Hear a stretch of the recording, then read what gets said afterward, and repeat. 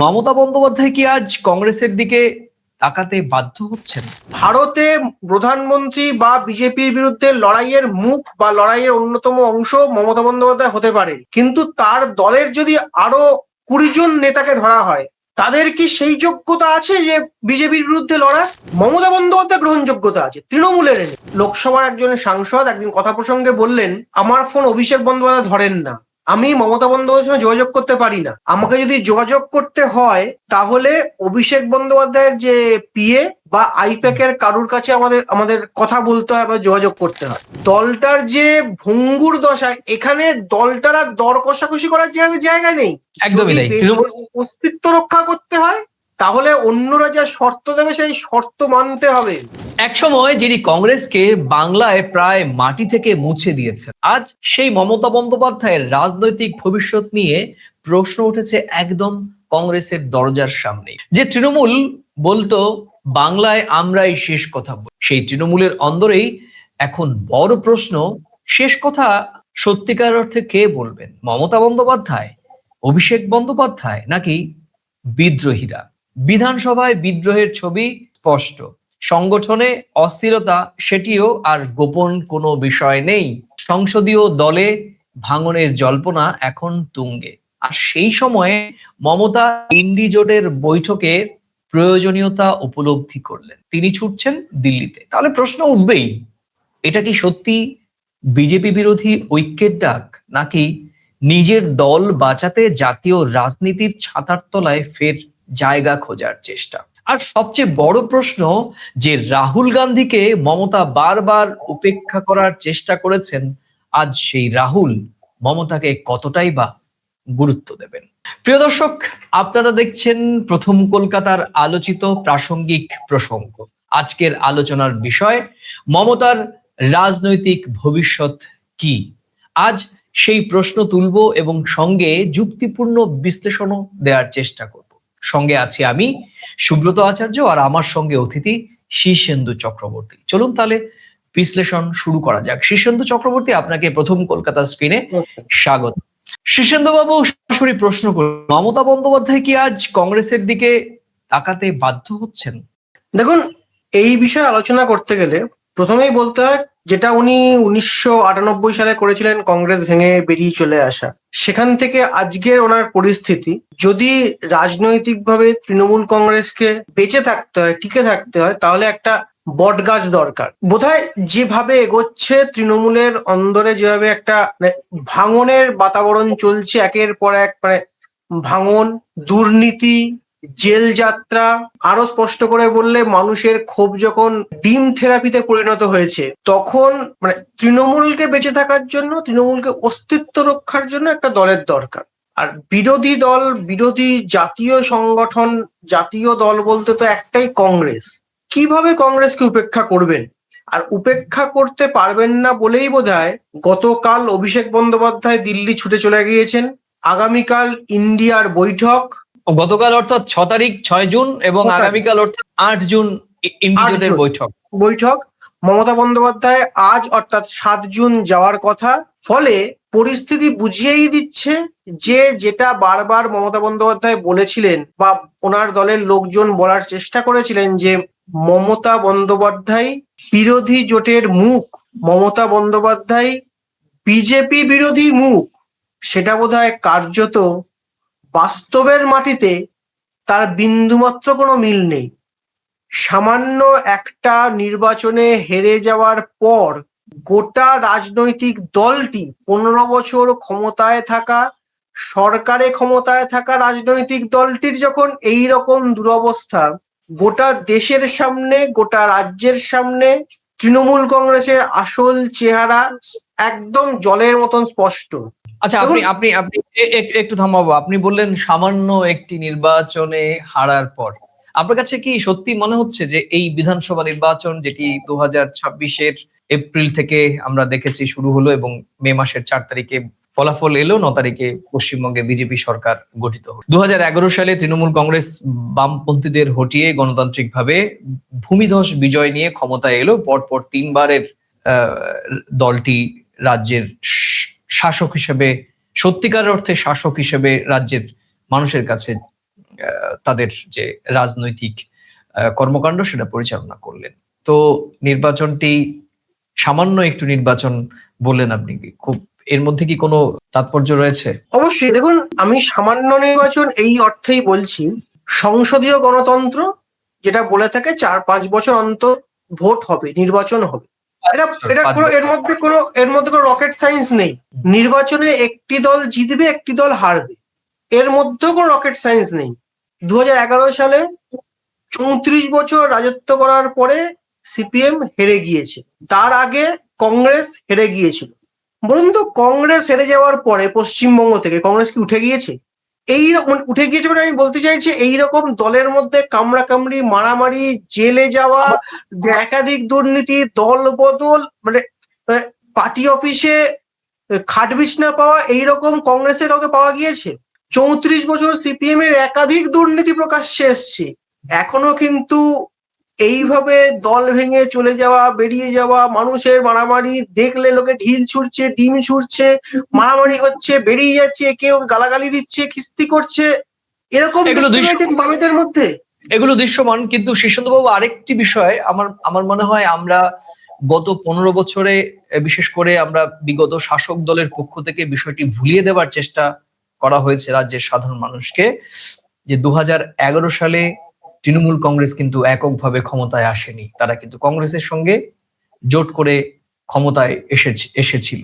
তো সেই বিষয়টিও এখন এই যে আগামীকালকে অর্থাৎ 8 জুন ইন্ডি জোটের বৈঠক, আমরা যেটা ইন্ট্রোতে বললাম যে রাহুল গান্ধীকে একসময় উপেক্ষা করা, তুচ্ছ তাচ্ছিল্য করা, এবং সেই রাহুল গান্ধী বাস্তবিক অর্থে রাহুল গান্ধীর নেতৃত্বেই তো এখন কংগ্রেসটা চলছেন, এবং রাহুল গান্ধী নিজে দাবি করেন যে বিজেপির বিরুদ্ধে, ধর্মীয় রাজনীতির মেরুকরণের বিরুদ্ধে একমাত্র কংগ্রেসের নেতা হিসেবে রাহুল গান্ধী প্রকাশ্যে কথা বলছেন। এবং আমরা নির্বাচনের প্রচার প্রচারণায় দেখেছি, উনি 3টে সভাতে এসেছেন, আপনিও দেখেছেন যে ওই সময় আমাদের প্রধানমন্ত্রীর বিরুদ্ধে যেভাবে কথা বলেছেন, বিজেপির বিরুদ্ধে সাম্প্রদায়িক সম্প্রীতি নষ্ট করার কিংবা নানা ধরনের দুর্নীতি সম্পর্কে যেরকম ভাবে রাহুল গান্ধী সোচ্চার ছিলেন, সেটি তো আমরা দেখেছি যে মমতা বন্দ্যোপাধ্যায়ের মুখেও, অভিষেক বন্দ্যোপাধ্যায়ের মুখেও সেরকম ভাবে আমরা শুনতে পারিনি। কিন্তু মমতা বন্দ্যোপাধ্যায় সবসময়,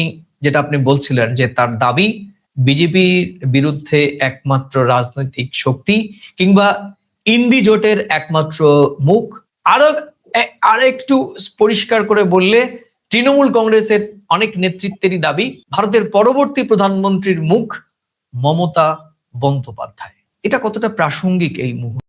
দেখুন, এই বিষয়টা একটুখানি যদি বিস্তারিতভাবে বলতে হয়, মমতা বন্দ্যোপাধ্যায়ের রাজনৈতিক লড়াই, মমতা বন্দ্যোপাধ্যায় হয়ে ওঠা, এটা নিয়ে যারা আজকে দলের বিক্ষুব্ধ নেতা, দল থেকে বেরিয়ে গিয়েছেন, দলের প্রথম দিনকার সাংসদ, তাদের কারুর মধ্যে, বিরোধী তো নয়, দলের মধ্যেও কারুর কোনো দ্বিমত নেই, বিরোধীরাও, স্বয়ং প্রধানমন্ত্রী নরেন্দ্র মোদীও কিন্তু মমতা বন্দ্যোপাধ্যায়ের এই লড়াইকে কুর্নিশ জানান। মমতা বন্দ্যোপাধ্যায়ের লড়াই নিয়ে, মমতা বন্দ্যোপাধ্যায়ের উত্থান নিয়ে কোনো বিতর্ক, কোনো আলোচনা, কোনো প্রশ্ন নেই। এবার গেল দল, মমতা বন্দ্যোপাধ্যায় আমি একটু সংযোজন করবো আপনাকে থামিয়ে। এই মুহূর্তে মনে হয় আরেকটু সংযোজন করা প্রয়োজন। আপনিও আমার সঙ্গে সহমত হতে পারেন বা নাও হতে পারেন। মমতা বন্দ্যোপাধ্যায়ের উত্থানের বিষয়টি চাক্ষুষ, যারা আমরা গত 2.5 বা 3 দশক, আমরা দুজনই 2.5 দশক ধরে হয়তো সাংবাদিকতা করি, আমরা দেখেছি সিঙ্গুর, নন্দীগ্রাম আন্দোলন, বামফ্রন্ট ফ্রন্টের বিরুদ্ধে মাটি কামড় লড়াই। আমি বলবো যে উত্থান এবং পতনের দৃশ্য, মানে এখন যদি আমরা এটা একেবারে আজকে রিয়েল টাইম স্টোরি দর্শকদেরকে বলি, যেরকম ভাবে উত্থান হয়েছে ধীর গতিতে, কিন্তু রকেট গতিতে তার আবার পতনও আমরা দেখতে পাচ্ছি। দেখুন, আপনি সহমত হতে পারেন উত্থান পতনের মধ্যেই? না না, আমি যেটা বলতে চাইছি, দেখুন, কোনো মানুষের উত্থান কিন্তু নিজের একার লড়াইতে হয়। আপনি যখন আপনার পেশাগত জীবন শুরু করেছিলেন, আপনাকে নিজেকে লড়াই করতে করতে এখানে পৌঁছাতে হয়েছে। আপনার কোনো একটা সংস্থান যদি কোনো মানে নেতিবাচক কোনো পথে এগোয়, তাহলে যতটা আপনার দোষ, আপনার চারপাশে থাকা মানুষের কোনো সমান দোষ। যদি আমি কোনো মানে কলকারখানার কথায় আসি, আমি যদি আমাদের পাশেই হিন্দমোটর কলকারখানার কথা বলি, হিন্দমোটর যখন তৈরি হয়েছিল তখন একটি মানুষ তৈরি করেছিলেন, তার অবর্তমানে যারা গোটা টিমটা চালাচ্ছিল তাদের ব্যর্থতার জন্য কিন্তু কারখানাটি উঠে যায়, পরিকল্পনার ভুলের জন্য। ঠিক তৃণমূল কংগ্রেসও যদি একটা সেরকম সংগঠন ধরি, মমতা বন্দ্যোপাধ্যায়কে ধীরে ধীরে লড়াই করতে করতে, মার খেতে খেতে, দেহের বিভিন্ন অংশ শরীরের ভেঙে যাওয়া, অত্যাচার, মার খাওয়া, লড়াই উনি করেছেন। মমতা বন্দ্যোপাধ্যায় তৈরি হয়েছেন, তিনি একটা দল গড়েছেন, কংগ্রেস থেকে বেরিয়ে গিয়ে একটা দল গড়েছেন। দলে যারা যোগ দিয়েছেন তাদের উপরে শীর্ষ নেতৃত্বকে, মমতা বন্দ্যোপাধ্যায়কে নির্ভর করতে হয়েছে, হবেই, যে কোনো ক্ষেত্রে হয়। এই যে পতনটা, এই যে পড়ে যাওয়াটা, এইটা যতটা মমতা বন্দ্যোপাধ্যায়ের নীতিগত আদর্শগত বিচ্যুতি নিয়ে প্রশ্ন, তার 10 গুণ বেশি প্রশ্ন বাকি যারা ভারতে প্রধানমন্ত্রী বা বিজেপির বিরুদ্ধে লড়াইয়ের মুখ বা লড়াইয়ের অন্যতম অংশ মমতা বন্দ্যোপাধ্যায় হতে পারে, কিন্তু তার দলের যদি আরো 20 জন নেতাকে ধরা হয়, তাদের কি সেই যোগ্যতা আছে যে বিজেপির বিরুদ্ধে লড়ার? দলের যে সর্বভারতীয় সাধারণ সম্পাদক যাকে বলা হয়, তার পশ্চিমবঙ্গের বাইরে 4টে লোক চেনে কিনা, মানে কলকাতার বাইরে গ্রহণযোগ্যতা আছে কিনা, সেটা বড় প্রশ্ন। এখন এই কথা বললে লোকে হয়তো মারতে আসবে আমাকে, যে ওনার বাড়ির বাইরে ওনার গ্রহণযোগ্যতা নেই, বাড়ির ভেতরটা ঢুকতে পারছি না। বাড়ির বাইরে লোকে এসে এখন কোনো জায়গায় খিস্তি করতে হলে, রাগ হলে ওই বাড়ির সামনে এসে গালাগালি দিয়ে চলে যায়। মানে ওনার গ্রহণযোগ্যতা এতটাই খারাপ।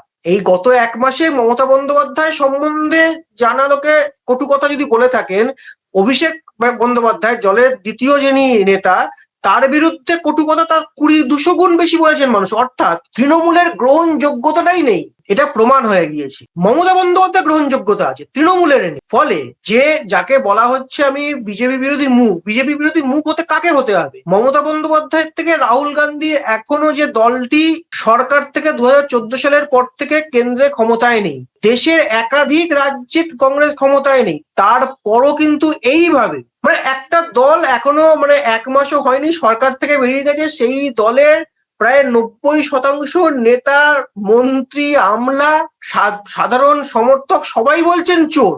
লোককে দেখলে, নেতাদের দেখলে লোকে তেড়ে যাচ্ছে চোর চোর করে। অর্থাৎ গ্রহণযোগ্যতাটা ছিলই না। যদি থাকতো, আমি এই যে প্রথমে আপনি বললেন যে একটা সাধারণ ভোট, হ্যাঁ নির্বাচন হবে, প্রতি বছর হবে। 2011 সালে কংগ্রেস সিপিএম চলে গিয়েছে, এখনো এই অবস্থা হয়েছে সিপিএম এর।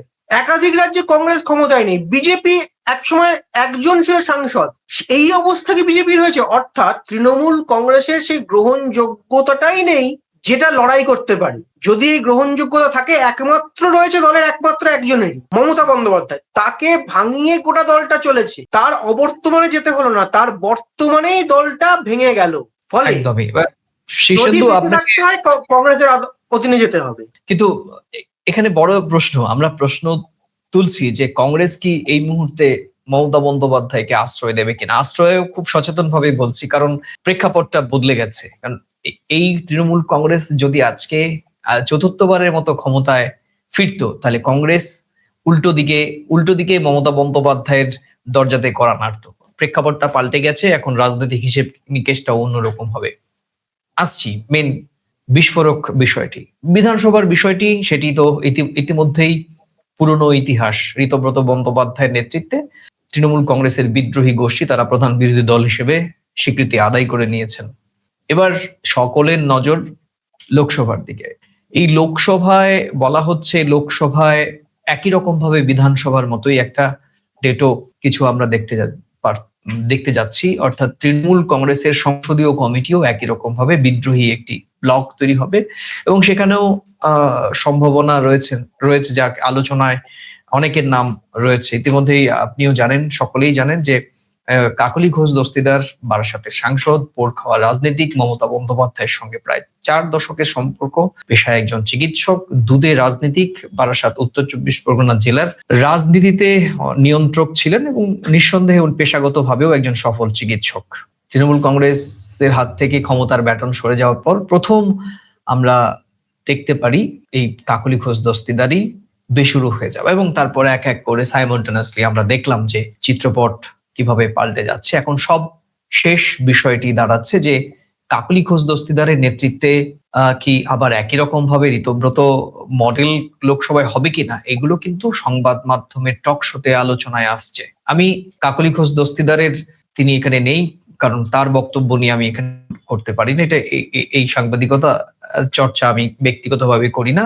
তবে ওনার সাম্প্রতিককালে যে কয়েকটি সোশ্যাল মিডিয়ায় তার যে পোস্ট, তাতে পরিষ্কার যে এই মুহূর্তে তৃণমূল কংগ্রেসের যে বিগত সময়ের রাজনীতি কিংবা নির্বাচনে হার স্বীকার না করা, সরকারের সঙ্গে বিরোধীদের একটা সাংঘর্ষিক রাজনৈতিক অবস্থান, তাতে কাকলি ঘোষ দস্তিদার তৃণমূল কংগ্রেসের একজন সাংসদ হয়েও দলীয় যে এই মুহূর্তে যে নীতি তার বাইরে গিয়ে অবস্থান করছেন। তাই স্বাভাবিকভাবেই বিভিন্ন গণমাধ্যম বলছে যে এই মুহূর্তে লোকসভার 13 জন কিংবা তারও বেশি সাংসদ ইতিমধ্যেই বিদ্রোহী হিসেবে আগামী লোকসভা অধিবেশনে তাদের অবস্থান জানান দিতে পারে। আপনি জানেন যে 2/3 মেজরিটি না হলে দলত্যাগ বিরোধী আইনে সাংসদদেরই ফেস করতে হবে। সে কারণে সেই সংখ্যাটি ন্যূনতম 28 জন তৃণমূল সাংসদের জায়গায় 19 জন হতে হবে, এবং বলা হচ্ছে যে এই সংখ্যাটি 2/3 থেকে বেশি। কেউ কোনো গণমাধ্যম বলছেন অঙ্ক কষে কষে যে সংখ্যাটি 20 থেকে 22 পর্যন্ত হতে পারে, কেউ বলছে যে 19এই থাকবে, কেউ বলছে যে না 20 পর্যন্ত, যে 19 পর্যন্ত নাও যেতে পারে। কিন্তু সরাসরি তারা হয়তো বিরোধী ফ্রন্ট হবে না, ঋতব্রত বন্দ্যোপাধ্যায়ের যে আমরা দেখেছি যে বিরোধী ব্লক হিসেবে বা প্রধান বিরোধী দল হিসেবে জায়গা করা, সেরকম হবে না। কিন্তু আসন্ন লোকসভা এবং রাজ্যসভার অধিবেশনগুলোতে বিজেপির হয়েই কাজ করবেন এই সমস্ত যারা এই সাংসদ, মাননীয় সাংসদ যারা রয়েছেন তারা। আপনি এই যে জটিল রাজনৈতিক সংসদীয় সমীকরণ, সে বিষয়ে যদি কিছু বলেন। দেখুন, সংসদের যে ভাঙনটা তো বেশ কিছুদিন আগে থেকেই দেখা যাচ্ছিল। যদি আরো স্পষ্ট করে বলতে হয়, সেই গত বছর আরজিকর ঘটনার সময় থেকেই সংসদের ভাঙনটা কিন্তু বোঝা গিয়েছিল। দলের অন্যতম প্রবীণ নেতা, একসময় মুখ্য সচেতক ছিলেন রাজ্যসভার, সুখেন্দু শেখর রায়, সেই গত বছর আরজিকর ঘটনার সময় দলের একাধিক নীতির বিরুদ্ধে, আরজিকর ঘটনা নিয়ে দলের অবস্থানের বিরুদ্ধে প্রকাশ্যে মুখ খুলেছিলেন। কোন সাংসদ কিন্তু তখন প্রকাশ্যে মুখ খোলেননি। প্রথম কোন সাংসদ, এতদিনের দায়িত্বপ্রাপ্ত একজন নেতা, তিনি মুখ খুললেন। তারপরে আরেকজন সাংসদ, তিনি দল ছেড়ে দিলেন, তৃণমূল কংগ্রেস ছেড়ে দিলেন, জহর সরকার। অর্থাৎ এই যে একের পর এক ঘটনায় কিন্তু প্রমাণ করে আজকে 2026 সালের 7 জুন নতুন করে তৃণমূল কংগ্রেসের সংসদীয় দল ভাঙার খবর নয়, দল ভাঙাটা কিন্তু সেই 2025 সালে ভেঙে গিয়েছে। দল ভাঙা নয়, দলের নীতির বিরুদ্ধে সোচ্চার হওয়ার বিষয়টি সংসদীয় দল ভাঙা মানে দলের যে নীতি, সেই সংসদীয় দল থেকে বেরিয়ে যাওয়া, তারা নিজেদের মত প্রকাশ করতে না পারা, দলের গঠনতন্ত্রের বিরুদ্ধে, দলের যে কাজ চলছে কর্মপদ্ধতির বিরুদ্ধে সেই সময় থেকে তারা প্রতিবাদ জানিয়েছিলেন এবং দল ছেড়েছেন। আমার মনে আরো সূক্ষ্মভাবে বললে, দলের সর্বভারতীয় সাধারণ সম্পাদক অভিষেক বন্দ্যোপাধ্যায়ের যে নীতি, তার বিরুদ্ধে তাদের যে উষ্মা, সেটাই হচ্ছে এই তাদের প্রতিবাদের অন্যতম কারণ বলে আমরা হয়তো ছিল। এবং অভিষেক বন্দ্যোপাধ্যায়ের নীতি এবং দল দ্বারা চালাতেন মানে সেই আইপ্যাক গোষ্ঠী। আমার এখনো কানে বাজে, একজন প্রবীণ সাংসদ, লোকসভার একজন সাংসদ একদিন কথা প্রসঙ্গে বললেন, কোট অ্যান্ড কোট, একদম কোট বলছি, আমার ফোন অভিষেক বন্দ্যোপাধ্যায় ধরেন না, আমি মমতা বন্দ্যোপাধ্যায়ের সঙ্গে যোগাযোগ করতে পারি না, আমাকে যদি যোগাযোগ করতে হয় তাহলে অভিষেক বন্দ্যোপাধ্যায়ের যে পিএ বা আইপ্যাকের কারুর কাছে আমাদের কথা বলতে হয় বা যোগাযোগ করতে হয়। দলের এক প্রবীণ সাংসদ তিনি এই কথা বলছেন, মানে দলের অবস্থানটা এই জায়গায় ছিল। আজ 2026 সালে নতুন করে দল ভাঙছে না, সংসদে আজ নতুন করে জুন মাসে বিদ্রোহী হচ্ছেন তা নয়, বিদ্রোহের আগুনটা কিন্তু ছিলই। যদি দল এবারে ক্ষমতায় আসতো, ওই যে ক্ষমতার মোহ, তাতে হয়তো ধামাচাপা পড়ে যেত, আবার মুখ খুলবো ধামাচাপা পড়ে যেত। যে মুহূর্তে দল থেকে আপনার ক্ষমতা থেকে সরে গেলেন, আর ক্ষমতা নেই, ক্ষতি করতে পারবেন না, তখন তার বিদ্রোহী হয়ে উঠলেন। একদম এই যে ক্ষমতায় না থাকাটাই বোধহয় বুঝিয়ে দিল, শুধুমাত্র ক্ষমতার জন্য কিছু মানুষ সুবিধা পেতেন, ক্ষমতা পেতেন, সুবিধা পেতেন, পক্ষে ছিলেন, কিছু মানুষ ক্ষমতার ভয় চুপ করেছিলেন। যাদের ভয়টা কেটে গেল তারা প্রতিবাদ করলেন, বেরিয়ে গেলেন, কিছু করলেন বা করেছিলেন। আর যারা সুবিধাবাদী দল বদলু তারা একই সঙ্গে এই দলের ক্ষমতা নেই অন্য দলে চলে গেলে। অর্থাৎ এই বিভাজনটা কিন্তু তৈরি ছিলই, মানে ছাইচাপা আগুনের মতন ছিল এই বিষয়। নতুন করে আজ 2026 সাল 4 মে ভোটের ফল প্রকাশের পর এগুলো হলো তা নয়, এর একটা আমার মনে বৃহৎ বৃহৎ লাইন রয়েছে। মানে সেটা একটা সুযোগ, এই মুহূর্তে একটা সুযোগ যেখানে দলের বিরুদ্ধে গিয়ে দলকে বাঁচানোর একটা কৌশল এবং সংসদীয় দল বা সংসদীয় যে কমিটি, সেই কমিটি নতুন করে ঋতব্রত বন্দ্যোপাধ্যায়ের মডেল হয়তো অনুসরণ করতে পারে। আপনার কাছে একদম সংক্ষিপ্তভাবে বলবেন, এটা কি আমরা বিধানসভায় এরকম ভাবে দেখেছি, সেটা কি লোকসভাতেও দেখতে চলেছি? না, হয়তো আপনি তো বললেন, মানে হয়তো সরাসরি সেভাবে হবে না, কারণ সেটা করতে গেলে নতুন দল আসলে যদি নতুন আরো কমে যায় বা সাংসদ সংখ্যা কমে যায়, সেক্ষেত্রে কংগ্রেস আরো শক্তিশালী হবে। ফলে কংগ্রেসের সঙ্গে একটা হাত মেলানোর ব্যাপার থাকবে। পশ্চিমবঙ্গে যেমন আর কেউ নেই, বিজেপি, তৃণমূলের ওই আসল তৃণমূল, নকল তৃণমূল, মমতাপন্থী তৃণমূল, ঋতব্রতপন্থী তৃণমূল, বিভিন্ন তৃণমূল।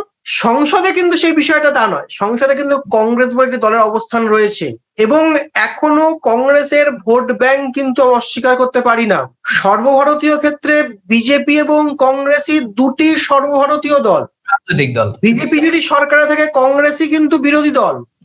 এই সমীকরণগুলোকে আমরা অস্বীকার করতে পারি না। ফলে পশ্চিমবঙ্গের বিধানসভার মডেল লোকসভাতে হুবহু মিলবে সেইটা বোধহয় এখন বলা ঠিক নয়। হ্যাঁ, বিরোধিতা হবে, ভেঙে যাবে। যে দলটি আছে, যে সংসদীয় দলটি তৃণমূলের আছে, মানে 28 আর 13 41 জনের সাংসদ, হয়তো কিন্তু অনেকে বেরিয়ে যাবেন, কিন্তু তারাই যে নতুন করে তার বিরোধী, মানে বিরোধিতার মর্যাদা পাবে সেটা, কারণ বিরোধী। এবং আমাদের মনে রাখতে হবে, সংসদের লোকসভার বিরোধী দলনেতা কিন্তু রাহুল গান্ধী। অর্থাৎ রাহুল গান্ধী, সেই আবার রাহুল গান্ধীর পক্ষেই রাহুল গান্ধীর সমর্থন কিন্তু দরকার হবে। মানে কংগ্রেসকে ছাড়া কোনোদিনই সম্ভব নয়। এটা তৃণমূলের ক্ষেত্রেও এই বিষয়টি খুবই প্রাসঙ্গিক। এই মুহূর্তে যে আলোচনার আমাদের মূল বিষয়, মমতা বন্দ্যোপাধ্যায়ের রাজনৈতিক ভবিষ্যৎ কি। প্রিয় দর্শক, আপনারা দেখছেন প্রথম কলকাতা। প্রথম কলকাতায় প্রতিদিনকার মতো আমি সুব্রত আচার্য এবং আমার সঙ্গে রয়েছেন রাজনৈতিক বিশ্লেষক, সাংবাদিক শীর্ষেন্দু চক্রবর্তী। প্রিয় দর্শক, আপনারা যারা নিয়মিত প্রথম কলকাতা ডিজিটালটা দেখেন, আমরা 2018 সাল থেকে প্রথম কলকাতা যাত্রা শুরু করি এবং এই প্রথম কলকাতা 1 জুন থেকে আমরা নিয়মিত কাগজ বের করছি। আমাদের প্রথম কলকাতার কাগজটি আমরা আপনাদের একটু দেখাতে চাই। প্রথম কলকাতার কাগজ, এই কাগজটি মাসে আমাদের এই মুহূর্তে 2টো সংখ্যা বেরোয় পাক্ষিক। নিয়ম করে আপনারা পাবেন। যদি আমাদের প্রিন্ট এডিশন পত্রিকার পাতায় প্রথম কলকাতা আপনারা পড়তে চান, তাহলে আপনারা আমাদের সঙ্গে যোগাযোগ করতে পারেন এবং আমাদের সঙ্গে যোগাযোগের ঠিকানা ডিসক্রিপশনে দিয়ে দেওয়া হবে। যেটা বলছিলাম, শীর্ষেন্দু চক্রবর্তী, কংগ্রেস, তৃণমূল কংগ্রেস, সমাজবাদী পার্টি, আরো অন্যান্য দক্ষিণের বেশ কয়েকটি রাজনৈতিক দল, স্ট্যালিন, এরাও ইন্ডি জোটের অংশ। আপনি জানেন যে সম্প্রতি তামিলনাড়ুতে বিজয় থালাপাতি দলকে সমর্থন করায় কংগ্রেসের সঙ্গে স্ট্যালিনেরও রাজনৈতিক যে সম্পর্ক, সেটিও প্রায় ভঙ্গুর। ইন্ডি জোট এমনি দুর্বল হতে শুরু করেছে। তার মধ্যে এই মুহূর্তে মমতা বন্দ্যোপাধ্যায়কে তারা বাঁচাবেন, নাকি পশ্চিমবঙ্গের রাজনৈতিক অঙ্ককে সামনে রেখে ঠিক মমতা বন্দ্যোপাধ্যায়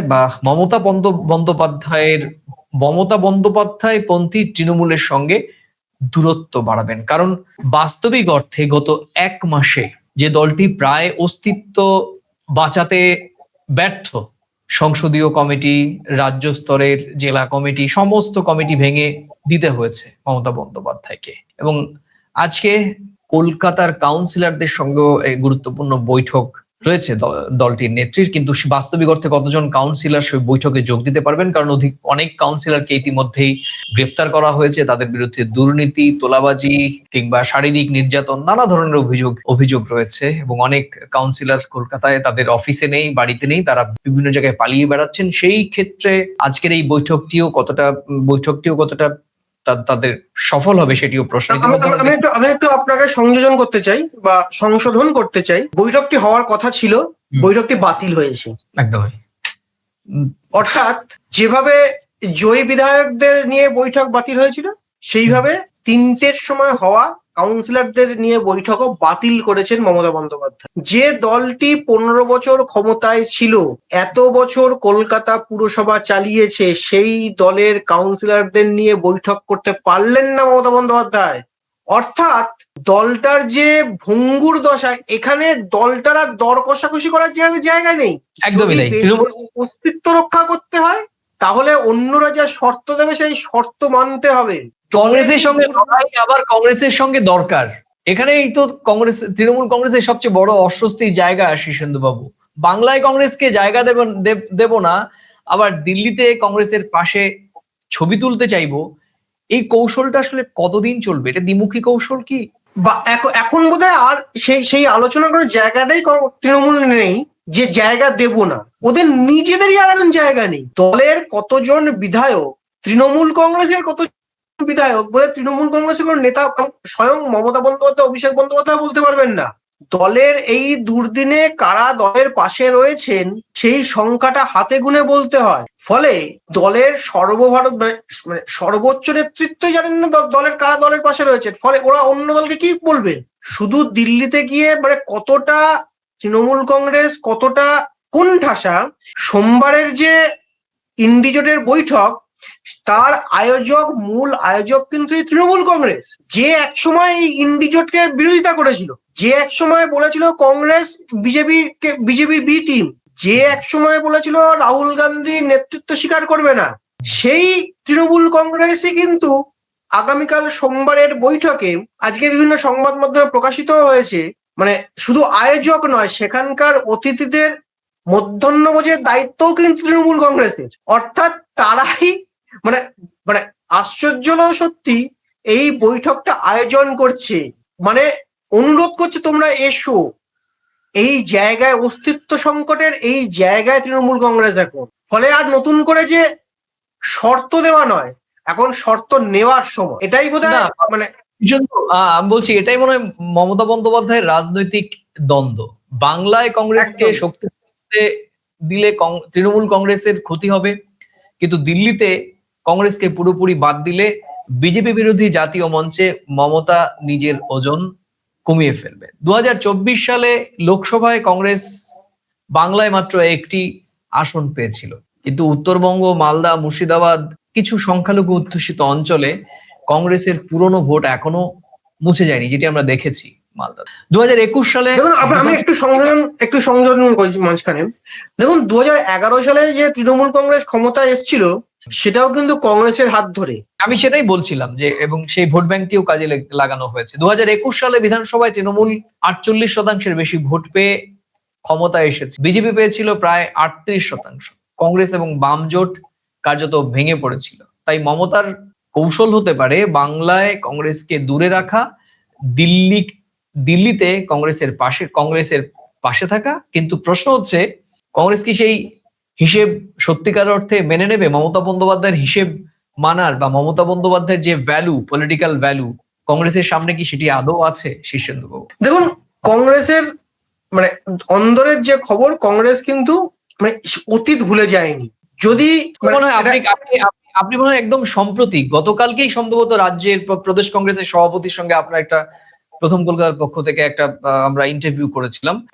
সেই ইন্টারভিউ শুভঙ্কর বাবু আপনি কি বলেছেন, যদি আমাদের দর্শকদের উদ্দেশ্যে একটি দুটি লাইন আপনি।